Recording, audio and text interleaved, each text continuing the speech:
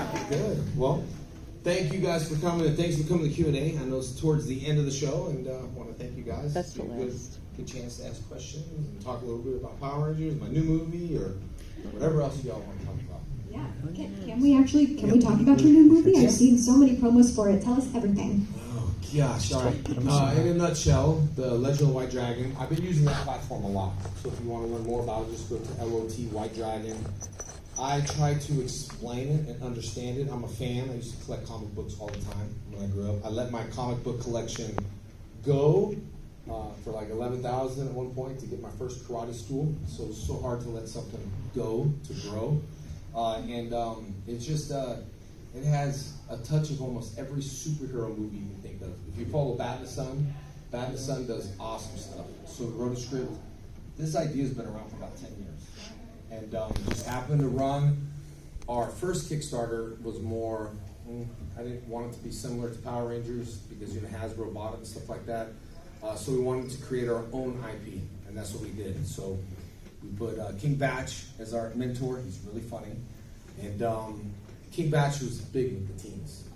I didn't know, no offense, but I didn't know who King Batch was. And my daughter plays my daughter in the movie. And she did a really good job. She did a good job. So I was driving down the road and I said, King Batch. And she said, King Batch. And I went, what are you doing that for? She's like, hey, we love King Batch. And that's her age group. So I said, okay, cool, we'll keep King. But he was the first one to jump up and want to help us out. So thank you, King Batch. And then it's Eric Reed, Legend of the White Dragon. You see the trailer. We had an extended version that we did at Power Morphicon. I was trying to pull it up. The Wi-Fi's terrible over here. Yeah. But it's a great trailer. When the Legend of the White Dragon in the trailer has no tattoos, I come back like this as Eric Reed. I'm pretty hardened. I'm a different character. I have 1263 on the side of my head, and I had to create a backstory as an actor for me. And that backstory became its own comic book called 1263. So I think you need to explain where Eric Reed was in those 3 years of running and hiding, coming back as this to explain. So there's a whole comic book of 3 years where he was gone.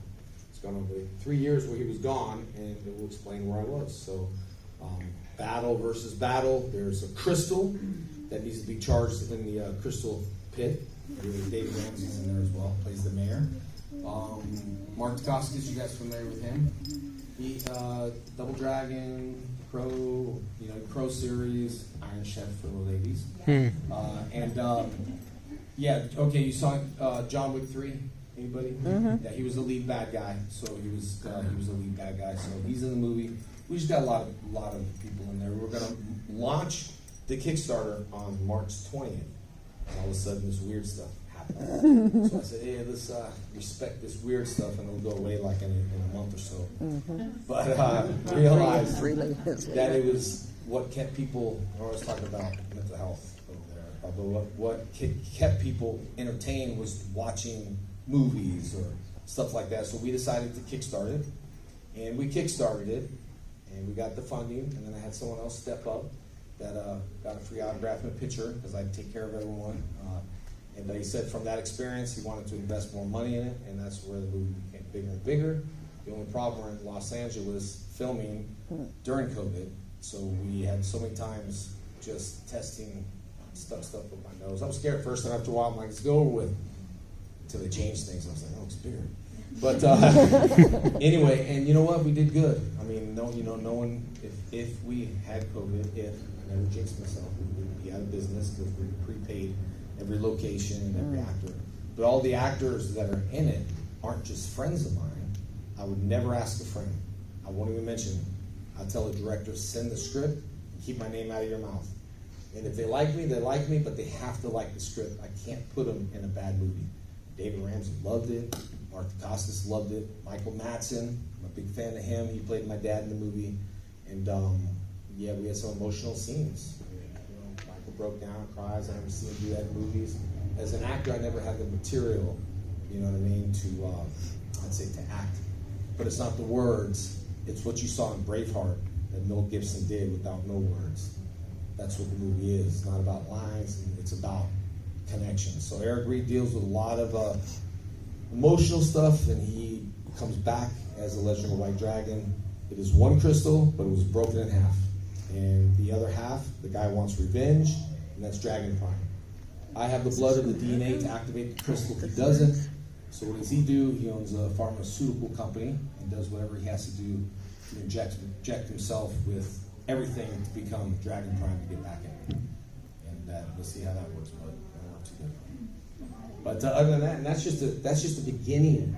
That's just the beginning. Aaron created a whole universe where there's no loopholes, like Power Rangers. People want to ask what happened here, and you want the truth. We ran out of Japanese footage. We didn't think it was going to be that popular, so that's why we changed colors. And they sold a lot of toys. I was going to say this sounds like it's going to be all of our new favorite movie. This is so exciting, and I just love how passionate you are when I hear you talk about it. You can tell how much you love it, and getting to work with your daughter too. What a bonus! Yeah, it was. Here's the thing. So Serena, I couldn't put too many Power Rangers in it. So there's just a certain level for a movie, for a theatrical release that you have to do. So my daughter, she auditioned for Stuck in the Middle, and she wanted that role so bad. And the girl that got the role, her name was Jenna. And Serena, of course, is the mom in Disney Stuck in the Middle. She was a season of Power Rangers, but all of a sudden, now Jenna's working with who she wanted to work with. Serena. And so she was my daughter. Very emotional scenes, guys. For 3 years, Eric's been on the run. And they reunite for the first time. And you can imagine reuniting with someone who thought you were dead. My movie wife believed I was alive. My daughter did not during the movie. So that scene in itself, it needs to be real, emotional. And Serena even talked about Power Morphicon. That was probably, she says, one of her best scenes in it. Not seeing people. And that's how real it was. And Jenna did a great job. I could bring her an opportunity, but I had to fire her. She didn't. that would have been bad. So I brought her, and she did. And she had to really cry like 8 times. And I want it organic and emotionally, but they put like little tears in your eyes, And they did that to her, and she kept in the take, she kept doing this. And I said, Jenna, what's wrong with you? And she said, they put something in my eyes to make me cry. And I said, no glycerin in your eyes. I want to see you cry. No cheating. But it burns your eyes. So that's why we don't use it. I don't use it. You got to see the flower open. And with Michael, we talk about that scene. That's one of Aaron's favorite scenes. It's very short, guys. But you could see the flower in Michael Madsen's eye when he begins to cry. And as an actor, to feel lost or awkward, I haven't seen my dad in years, and I see him in jail, and he's a thief. He's the one that stole the crystal to empower me to become Legend of the White Dragon. So I'm like, yeah, thanks, Dad. But he only calls me when he wants stuff. So that scene was so an awkward, lost scene that it reminded him of talking about his son, reminded me of talking about my dad, and then in real life his son, died and all. And so it was very emotional. And you just, as an actor, you got to use what you have to use. So my character breakdown was this deep. If you're in a movie, I need to know, I need to pay attention to what you're wearing. I need to know where I got my shoes. That's how deep I went in the movie. I don't want no high-pitched movie. I want real acting. Just to be yourself. Because every time I'm doing this and you're ready to roll, no, stop that. Let's not do that. Let's hit your mark and just be yourself and action. And you deliver and cut. Cool. Instead of getting ready and, all right, here we go. This is Power Ranger. Let's tone that back a little bit. So I was in charge of the movie. I was there every day. And, I was in suit. They didn't think I wanted to be in the suit. And I told the guys, I need to be in the suit. Right, what's wrong with you? We thought you'd be hot. I'm like, I need to be in the suit. I don't care. I'm the boss, but I'm going to make myself go in that suit. That's dedication, but I wanted to feel it after all these years of creating your own IP is a big thing. And then, of course, Hasbro's now reaching out. Hope they make another. So obviously, this sounds very emotionally driven, both for you as an actor and as a character. How do you unwind from that after a day of shooting? Ooh, I got to tell you, I think it's really hard to unwind as Eric Reed and unwind as myself. So I started writing years ago poetry. I don't know if y'all seen it, but on my JDF FFN, I have a lot of mental health poetry. So when I get in my head, I write a lot. I never told anyone that I wrote. So I published my first poem called Mask. And if you haven't seen it, you got to check it out. But having that kind, okay, example, Michael came in and we did a rehearsal. And I Googled his birth date, like we were ad-libbing. Like, you don't even know my daughter's, date when she was born, and so we ad-libbed. And I said, Dad, you don't even know my daughter's date. He said, September 24th. I said, that's your birthday. And because I Googled it. And so he's like, oh man, this guy did research. So the rehearsal was great. There was a lot of emotions, but the minute we did the scene, he closed up. Because people don't want to have that residual effect of crying. So once that opened up his eyes of crying, then we became friends, and all he did was talk about his dad that he lost, and we did that days after days. So it becomes hard, Eric Reed is like, they're like, today's the hardest day. Now you gotta, Jenna dies, today's your hardest day, and I'm like, Eric Reed, today is always hard. So I just kind of like went with the flow of, if I had anxiety, I'd use it for the scene. And but as an actor, you have to draw, and you have to think about things. Most people think they don't, but you do. You have to relive things that might not work anymore. Mm-hmm. So you have to change lines up as well, so it doesn't become stale. There's no such thing as, you missed a line. Our movie is, you go with the flow, and you can say, I like the color blue, or I like that color. Blue looks good on you. You can change it up so it doesn't become stale. Mm-hmm. And a lot of directors allow you to have that freedom, and we have the freedom to do so.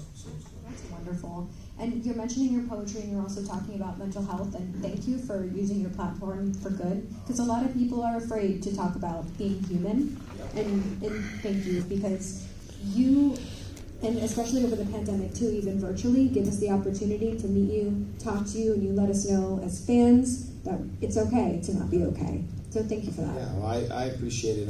One of those things, a lot of people are like, I want to do poetry. I'm like, why not? Because you're going to scare people good, because everyone has problems. The only thing is we don't want to deal with them, and certainly we don't want to think about our problems now. And but you have to, and you have to go with the flow. We all make mistakes. Our life goes like this, but you can't let it phase. You got to go with what you go with. You got to try to be as best as you can. Be transparent. Own up to something that you did, or have. Like with Mask. You get lost as an actor or celebrity. I hate that word, because I'm a guy who likes to make movies. And if you got to think of this, you're 10, you're 10. I don't know you. You don't have to prove anything. I'm like, yeah. I don't walk away and go, she was actually pretty cool. But that's what people do when they meet celebrities, is because they put you at a 5. And you almost have to earn your points. The 6th, the 7th, the 8th, the 9th, the 10th. I don't have to earn anything. I'm just me. But I promise, when you walk away from a table, you go, well, he's actually a pretty cool dude. Why were those words used? Is because as an actor, stigma, you're in the middle. You're a 5. And that's why when I go somewhere, I don't want to be treated different. People don't know me, treat me great. I love them. People that know me give me extra stuff. Just treat everyone equal. We all have hearts. We all have problems. If you don't, then that's great. But I have to write about them, or my head's just going to blow up. And the only way I can write, and like my daughter Jenna, she's in the movie, she writes a lot of songs, a lot of deep songs that I didn't know she went through. I'm like, Jenna, that's a deep song. Yeah, it's like, I know what she's doing.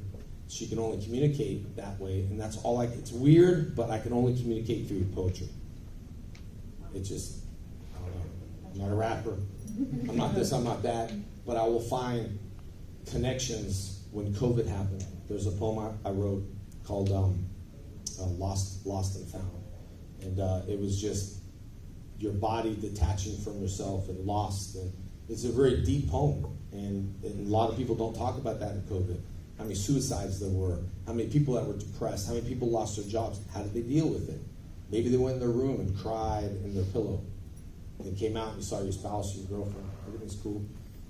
Sometimes it's best just to talk to someone. So I kind of opened up to the world.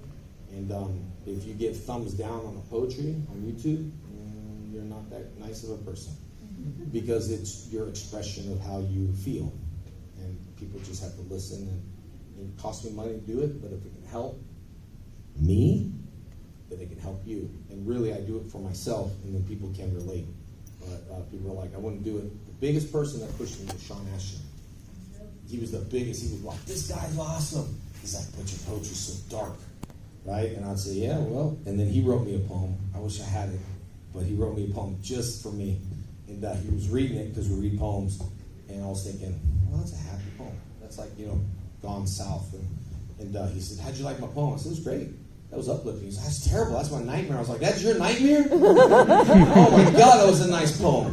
That was like beautiful poem. He goes, no, that was bad. And I was like, you're not even dark. That was beautiful to me. But anyway, so it was.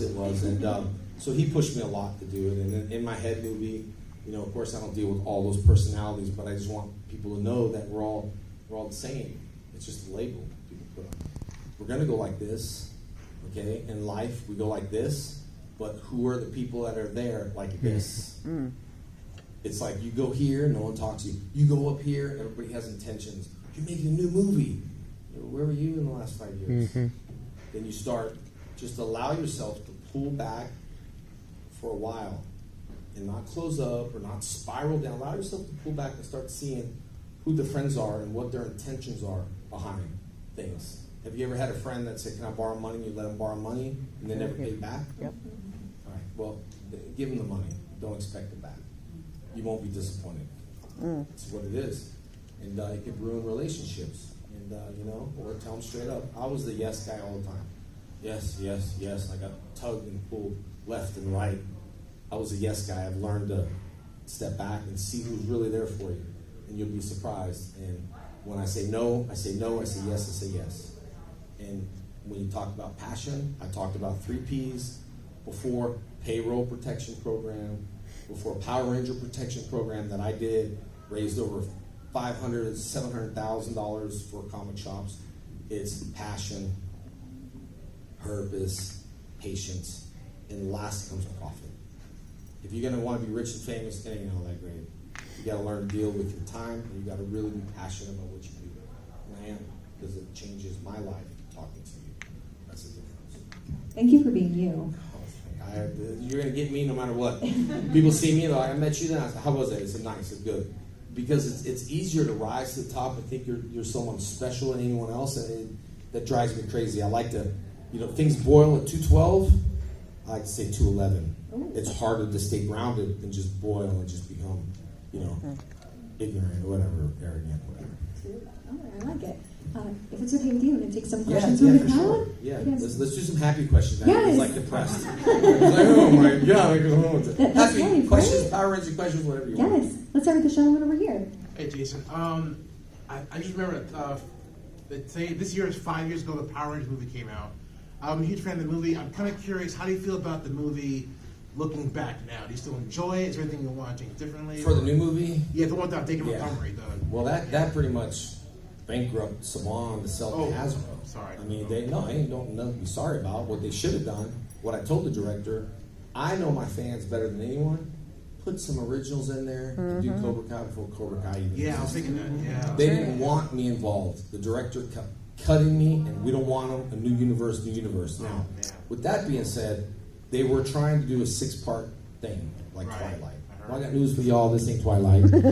Okay, y'all don't understand the Power Ranger talk. You go to Starbucks, they have a special talk. This is Power Rangers, and it's different. So, I was happy to be part of it. I was happy to have the biggest crowd and cheer and the cheapest scene, because the director said, you know what, we built $1 million Zords, and we built this, and people went crazy when they saw you and Amy. That's right. Yeah, well, you should have thought about it. Maybe listen to me. That was the cheapest scene. People were like, whoa! I was townsman number 1. Thank you very much. So, there you go. Now they sold the brand. Yeah. So now, what is Hasbro going to do? They cranked out a lot of toys. I can't wait for content. I have to do Legend of the White Dragon for my kids. You guys are my kids. I see little kids today, cute little girl that was dressed up in Green Ranger. I'm like, yeah, they have their own show. Now we need our own adult show. You know what I mean? And that's what they should have done. So me and Aaron just stepped ahead and made sure it was a brand new IP, so we can't get sued or anything like that. And like I said, Hasbro's talking to me, help, Power Rangers, help. And I'm like, I've helped for so many years. All right, look, I'm all tatted up. I don't want to cover my tattoos. Tomorrow I'll be 49. It's time to get a little gritty, dirty. It's time to kill some people. All right, too bad. There you go. I don't kill anyone. Maybe not.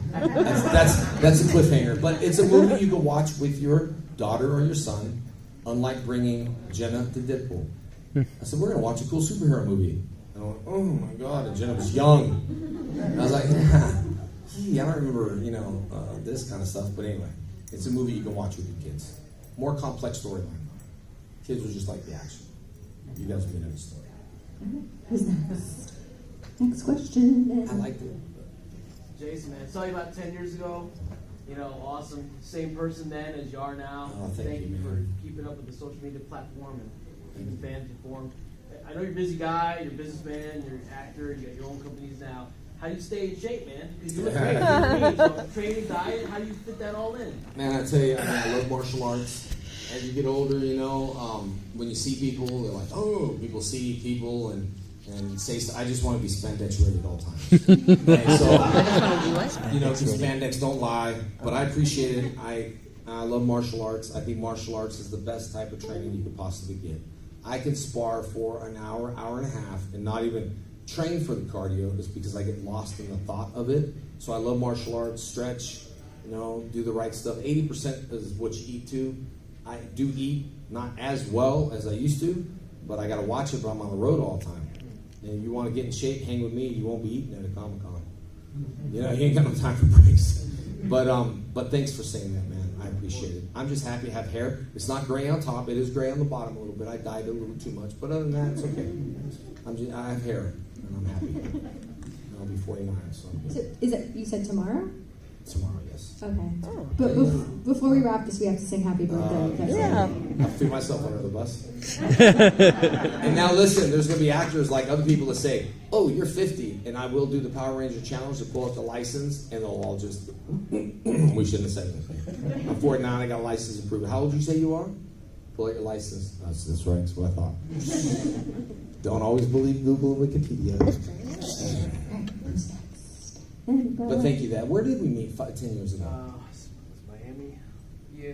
AFO? The baby, you were holding her in your arms. That's crazy. It's good to hear that, man, because when I hear something, I'm like, how was I? People want to know why. I just try to, no matter what we go through so much stuff, man. I don't miss cons. I never did. I enjoy it because when you're here, you get to, I think, inspire, but also I feed, I get your energy. It's more kind of like for me too, and so which makes a better experience, I think. But it's good to meet you, and man, I can't hold you in my arms anymore. I got an excuse, I'm 49 tomorrow. So. You had a question? I was wondering if you could tell us a little bit, details of your professional MMA career. Man, back in the days, I trained since I was 4, and I loved it.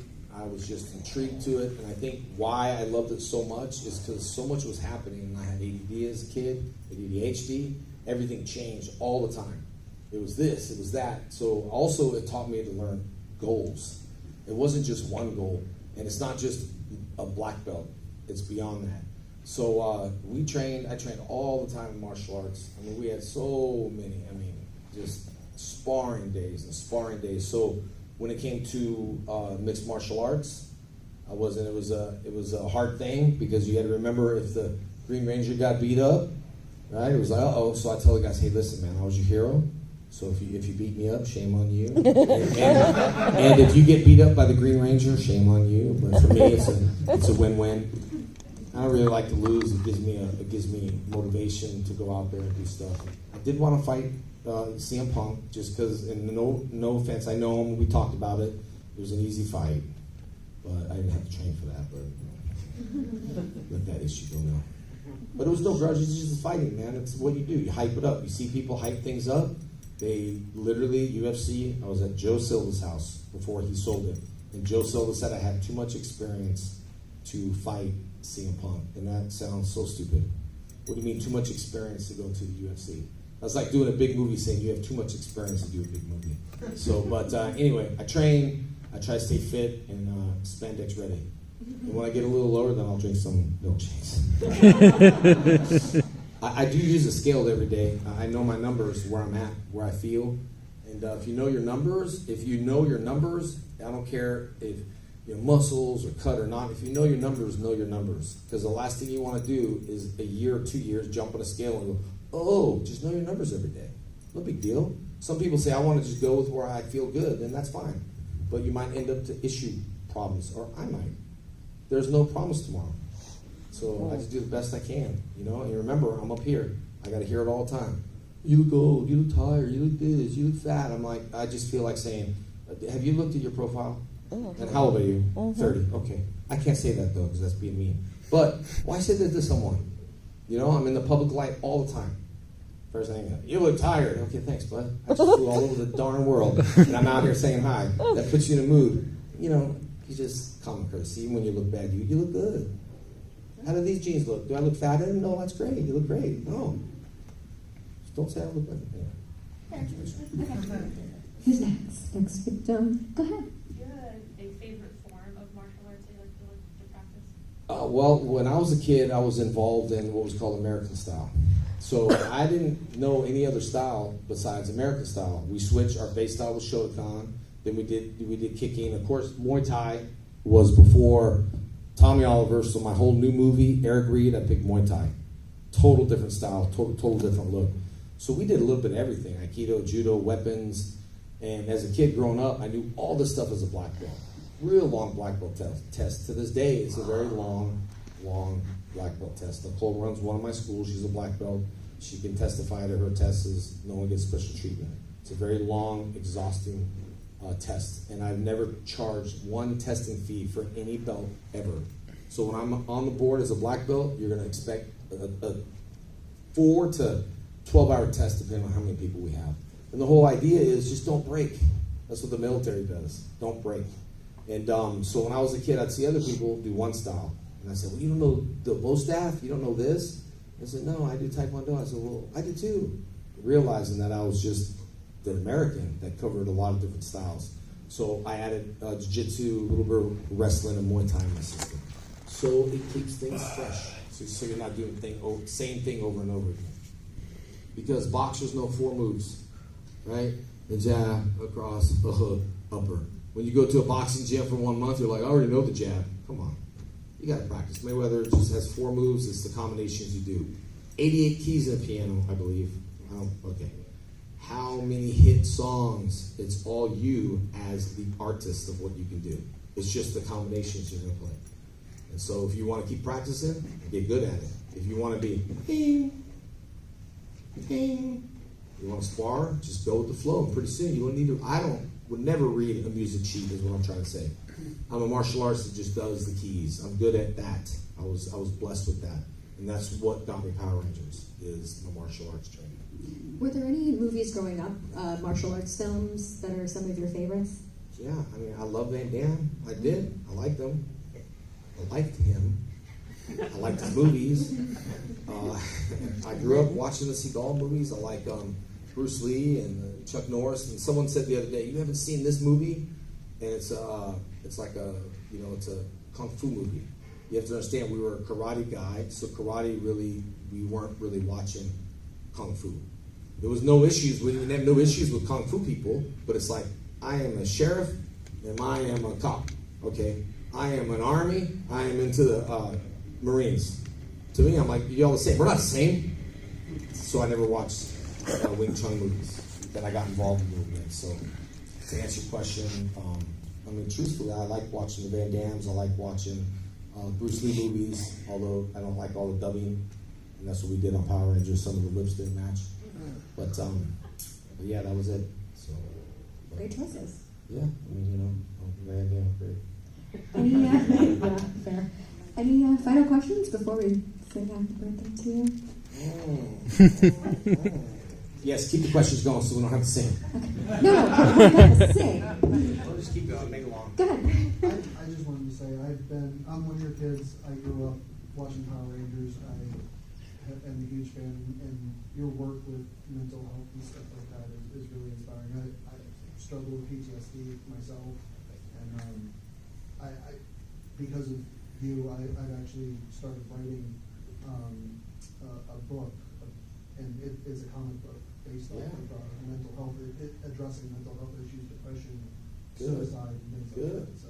That's what needs to be done. Mm-hmm. You know, when Mom died of cancer, I thought, why can't we have a superhero that has cancer? You know what I mean? Why can't we have why do the superheroes always have to be cut up in shape and this and that? And then they had the Valiant had faith, right? And it was like, oh, she's an overweight girl superhero. Yeah, that's cool. Why not have superheroes like that? Because on the end of the day, we have to beat what we don't want to end up where everyone ends up. And when it comes to suicide, I don't care who you are. You can be rich, you can be poor. We're all at the same spot in the middle of that target.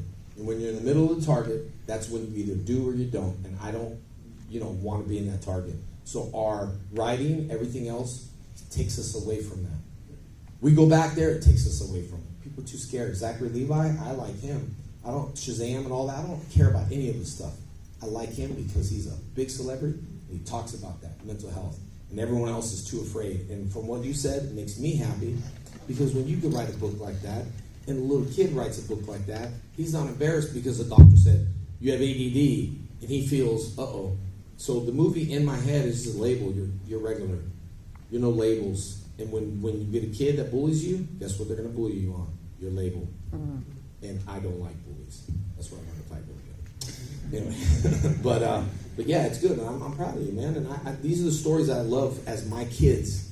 That what Power Rangers has done to help you to learn the values, finally see it after 20, 30 years to where we're going now. And I will say this: you need to follow your dream. No matter what anyone says, follow your dream. And when they say you can't do it, let it feed you. And say, I can't what? Okay. Because never say I can't, right? Never say I won't. Always say I can. Always say I will. And when people challenge you to the point or try to drag you down, throw your name around, and I'll say this for a reason. You know what crabs do in a bucket? You put a ton of crabs in a bucket. When one reaches the top, what is the natural instinct for the crab to do? Reach you, pull you down. The crabs will always stay in the bucket is because they're too greedy and selfish because they're always trying to get out. All the crabs be in the bucket, you'll never get out. So don't let that person try to bring you down. You know what I mean? Do what you do because on the end of the day, 86,400 seconds a day and tomorrow is never promised. So what do you want to leave behind? A memory, a moment, a legacy. We all make mistakes, own up, oh well, we get through it, we continue. And that's what my fans and me are all about, is this transparency. And that's what I love about you saying that to me right now, because back then could have been a hard thing. Maybe you didn't have the idea, but maybe you can save a kid's life. One life we can save is worth it. I went out and, I overcame being homeless for 3 years out of high school and stuff like that, abusive household and stuff like that. And I wanted to be a hero like you guys were. Yeah. So after all these years now, I'm a life support nurse. Wow, that's good, man. There you go. There you go, man. A true hero. Your birthday today. This I'll tell you what, that's being a hero, man. That's a real hero. I know we play one on TV. Anyone can play a hero on TV, but let's see you in real life. Let's see who that man is behind that mask in life, not on TV. Because when people walk around like they're always like, but you're not on TV no more, you're in real life. If you ask me, you can get beat up if you want to fight me. Just be transparent, Dan. You just ask me a question. Ben said, can you kick my butt? And I said, yeah. I did. Nicole was there. She witnessed it. What do you want me to say? No? It was a big story in Mexico, but anyway, you can read it later. I was being honest, transparent, but anyway. Thank you for that, though. But any Power Ranger questions? I know you might. Someone else coming in here? No, this is the final 5 minutes of day 2. Okay. Any Power Ranger question? I was wondering if you prefer the Green Ranger or the White You're wearing green. And you know what? I was the both. I would say green because it was the first, because people say you couldn't do it. If you guys are Power Ranger fans, you need to listen to Haim Saban. Haim, he's a cutthroat businessman, all right? It is what it is. I learned a lot from him, what not to be. But also learn principles of business because he's a businessman. But in business, you can be honest, sincere, transparency, and not cheat anyone. I'm not saying he did, as you hear these claims, but listen to his podcast and listen to his hustle from him selling pencils to where he came through to create Power Rangers. He never gave up. But on that podcast, I heard something that I never knew my whole entire life. When I was working on the show, they canceled the whole season, but they never told us. So I was working on a show that was canceled. Wow. And they said, Margaret Loesch, she brought this to Fox, and they said, you know what? You're going to be fired. You brought us this garbage. If the ratings don't go, well, you're fired. So she's like, I think it's going to be good. And they said, we'll give you 3 time slots for X-Men. and I loved the X-Men cartoon. And would beat their ratings, and I was heartbroken. Because I loved X-Men. I was like, oh my God, no, we beat X-Men. And those 3 chances became one of the biggest shows in the world. It's because that's why I say when people tell you can't do it, you got to follow your passion. And if you have like if you want to be a singer, like I tell my daughter, cool, you need to get a job to support your career, right? You got plan A. I want to be in a band. Cool, that's your plan A. Let's do plan B. You might have to mow lawns. These kids, I would pick up poop back in the days. Let me see you do that, this new generation. Oh, Siri, pick up poop. It don't work like that. You know what I mean? These kids have it different than when I was growing up. So it's just respect the hustle and never give up and do what you got to do. And always, I will never do a movie if someone says, how much are you going to pay me? You're out. You ask me that, you're out. There's going to be a day where someone's going to say that, you're out. At these shows, I don't take guarantees and I don't get paid. You buy something, you do, you don't. I don't care because this is what it's about. Otherwise, I would say last question, sing me happy birthday and go bye-bye if I didn't like it. You see, and that's the difference, and that's something that I don't do, and I've never done on a show. You can't buy me. People are like, I want to play. Not too bad, you just offended me. I was going to give you 50 grand. People are like, this guy said, will you take it? And I said, well, let me ask you a question. Will you do anything for money? Yeah. And I gave him something very bad and nasty. And he said, well, I won't do that. I said, then I won't do this because I know my principles. My principles are different than anyone else. I want to rest my head on the end of the day knowing that I made my time the best I could with people that are listening. Because without you guys, we wouldn't be here. And that's the truth that actors don't say. Is they want fans to pay attention to them. I pay attention to you guys. And I engage in your eyes as I'm talking versus hollow. Okay, let's talk. Great, thanks for coming today. And then in the backstage, oh, those guys suck, or oh, this, that. No, be yourself. And when you talk to someone and they're not engaging, like, hey, I'm talking to you over here. Well, he's being mean. It's because you're not engaged. There's people I talk to that did not hear what I just said. I tell them, but they're mixing things up because you're not listening and you're not engaged. You just want to get out of here. Bye. No, I'm kidding. So no one else has a question? Let's do one final question. Go ahead. So watching Power Rangers growing up, I always find the outside the costume work to be my personal favorite stuff for you guys to watch. I was just wondering, did any of you guys pitch any stories of something to explore from the characters outside of the suits as compared to just the fight scenes and all that? Yeah, it's interesting you say that. I'm glad you said that. You know, when we showed the trailer at Power Morphicon, I leaned over to Aaron and I said, how come we're not showing all the good acting stuff? And he said, we have limited time, we just need to show the action. I'm an acting guy. I like to see out-of-suit stuff. And but we had no say on anything. To this day, even though the only thing that I did was Megaforce, right? If you see the pictures, Disney put the silver stripe on the head, they put the silver morpher, and I did Megaforce, and I made them change the helmet and put the gold morpher on. And they said, well, how come? I said, because you're selling a gold morpher and you're putting me in a silver morpher, and I'm going to save that guy a question for wanting to meet me for 25 years to raise his hand and go, how come in Megaforce they had a silver morpher? So just do what I said. And that was the only time. They thought I was stuck up like, hey, who's he? I saved them. And I made him millions. There you go, you're welcome. It's because there's so much inconsistency and we had no say. That's why my new IP, I can actually listen to my fans. Like, we don't like the color of that shoe. Cool. Let's change his shoe color. I had nothing to say on that show. The only thing I did was my karate. When I do my karate and choreograph, you'll see most of my stuff that I want to do. You know what I mean? And as I got a little bit more power, I had a little bit more say, but whatever. I never walked out and I was happy to where I was. It was never about money. I left because Saban offered me more money. And it offended me. And people were like, you're stupid, you should have done it. Nope, because I'm going to be sitting here today owning my own IP. Because it just can't be bought. You're a man of your own word. I try to be. You cannot buy saying the trust or telling you. My dad would say, he was a truck driver, he would say that your word is gold. And I'd rather say something and do it than not show up. I was telling you, Mike, when I had that, I was telling Nicole what happened when I did that sidekick and had that tear, right? I ripped my hamstring, and the sidekick fell, and I stood up and took pictures with the kids like nothing happened. I went back in the hallway like, oh my God. Came back out, so let's take pictures. Then I flew to Colombia the next day to do that celebrity hike. I don't know how I was walking around. My doctor said you should be in a wheelchair. Mind over matter, and I don't break my word. That's just what it is. So, yeah. All right, we can skip the happy birthday song. What's up, buddy? All right. All y'all should leave before we sing. We don't have to sing if No, we you want can sing. to. All right. We can. Are you Sing guys? like opera. Are you guys Like in that one episode. No, for real. is that what you want? Whatever you want. Okay. No, y'all just sing. That's Okay, you guys ready? We're gonna sing This is happy birthday embarrassing. to Jason. Here we go. 1, 2, 3. Happy birthday to you. Lisa! Happy birthday to you. Happy birthday, dear Jason. I'm a White Ranger now? Happy birthday to you. Yes, I'm a doctor. Thank you very much. All right, guys. Actually, that was pretty fun. Thank you guys for listening.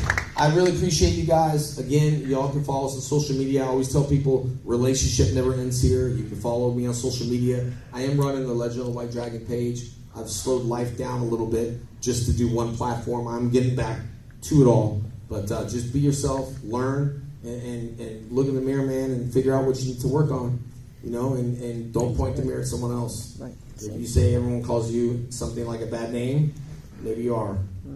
Maybe you're the maybe you're the one. Unless you look in the mirror and go, oh. But just work on your problems. It's not easy, but forget all your problems right now. We're gonna calm. Just go have fun.